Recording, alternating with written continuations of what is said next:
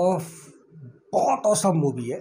और मुझे लग रहा है, हालांकि पवन जी तो बहुत लीजेंड है, हमारे सुपरस्टार है और बहुत लंबा अनुभव है उनका सिनेमा में। बहुत ज़्यादा कंट्रीब्यूशन भी है हमारी इंडस्ट्री को पवन सिंह का, और बहुत सेंसेबल, बहुत समझदार है। लेकिन जियो मेरी जान, इतना मैं दर्शकों को पूरे विश्वास से कह सकता हूँ, पवन जी को उस रूप में कभी आपने नहीं देखा होगा जिस रूप में आपको दिखेंगे जियो मेरी जान में। एक बेहद संवेदनशील विषय और बेहद रियलिस्टिक।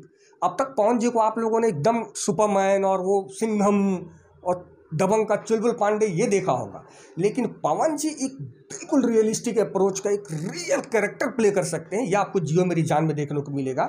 पिक्चर एक्शन पैक दी है, पवन जी का अवतार है वो एक्शन का, लेकिन वो फेक नहीं है। वो ऐसा नहीं कि हिंदी सिनेमा की तरह वो कहीं से कूद जाएगा।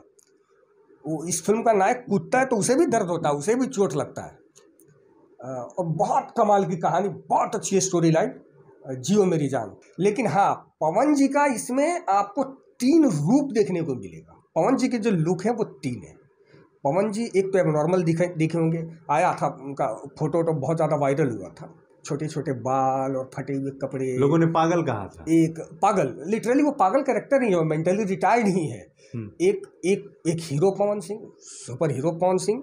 पवन सिंह पागल हो जाते हैं, फिर एक पागल की जर्नी उनकी, और जर्नी के बाद वो फिर रिटर्न आते हैं, और जब रिटर्न आते हैं ठीक होके, तो वो देश के लिए कुछ बहुत बड़ा गोल करते हैं, उन पे गर्व करें। तो बहुत सारे शेड्स हैं, बहुत सारे वेरिएशन है पवन जी के परफॉर्मेंस में, मज़ा आएगा।